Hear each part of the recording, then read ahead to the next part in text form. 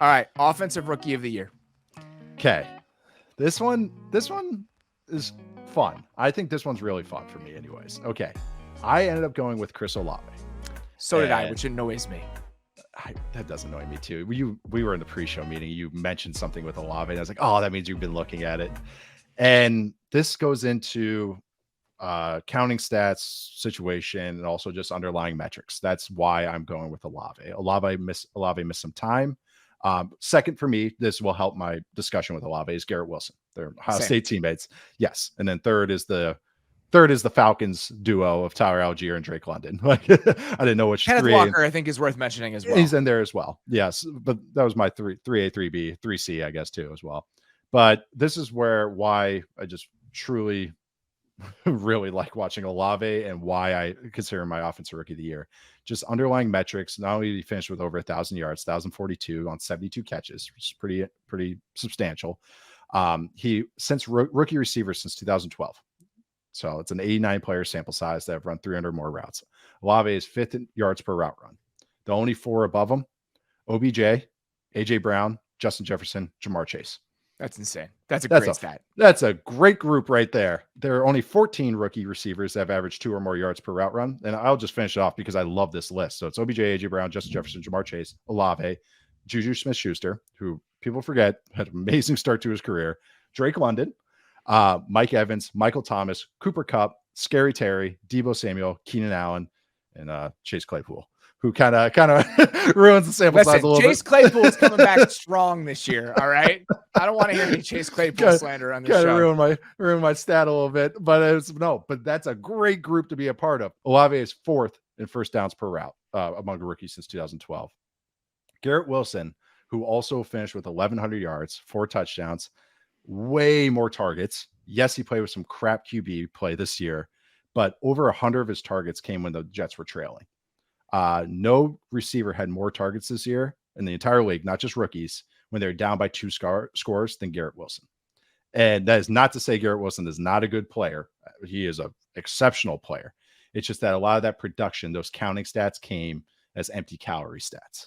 And that's, for me, what tips it over for Olave. I think he is just more down-to-down efficient and still had the basic counting stats. But I that's why I can understand if you do want to give it to Wilson, but that's why I'm making it with Olave. Just that yards per route run stat sticks with me, and that group that he's in, that showed that he had a truly exceptional year.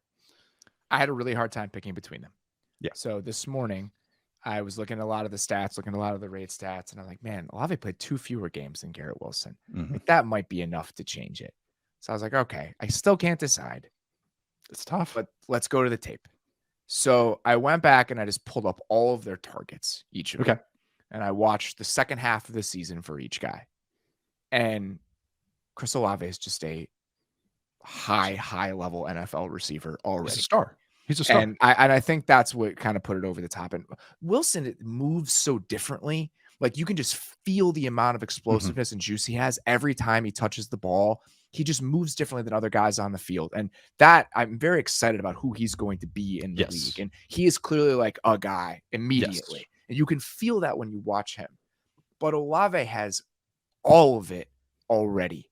Yes. The thing that I think is so crazy about Olave is all of these efficiency metrics that you're talking about. He did this while averaging the 4th deepest target in the entire NFL. The only guys who have had deeper targets per air yards per target in the NFL this season than Chris Olave were Gabe Davis, DJ Chark, George Pickens. That's it. And those are all true X's, that vertical X's. Yes. And that's what they are. So that you have that. And so he's a deep threat already. Like, he can he's running by people already, but that's not all he is. Nope. The idea of what Chris Olave could be coming into the season, this guy who has 4.2 and change speed, but is also incredibly polished. That idea has already been realized. Correct. He is the best version of who we thought he might be coming into the league. The deep stats are there. He's an incredible deep receiver already. He was 4th in the NFL in yards per route run against zone coverage. His feel for setting stuff down and when to cut routes off and settling in zones and the way he moves back to the ball and sits down, his awareness combined with the route running savvy, combined with the explosiveness, like, he is everything we wanted him to be already. And then you combine that with what the stats tell you. You said first downs per route run for rookie receivers over that time. Chris Olave this season, okay, was 11th in first downs per route run among all players. Yeah. Here are the guys ahead of him: Tyreek Hill, Amon-Ra St. Brown, Travis Kelce, Stephon Diggs, Cooper Kupp, CeeDee Lamb, Justin Jefferson, Drake London, Jalen Waddle, Jamar Chase. That's it. That's who you want to be with. That is the company he's kept this year with the type of player he was down in and down out. And you mentioned yards per route run and rookie receivers for that stretch. He was 7th this year. The only guys ahead of him in yards per route run this season, ahead of Chris Olave, were Tyreek Hill, Justin Jefferson, Jalen Waddle, A.J. Brown, Stephon Diggs, Devontae Adams. That's wild. All pros. Those are all pro players. Yes. And so the effect he was having on the game consistently. Yes. Beyond just the counting stats, all of that, I just could not give it to him, even if Wilson's volume metrics and the overall production were a little bit higher. Yep. No, and that's what it is. I'm glad you talked about how he came in. That when we talked about him in the draft process, I loved Olave. I loved him because I haven't watched a receiver that just truly polished. I love Devontae Smith as well.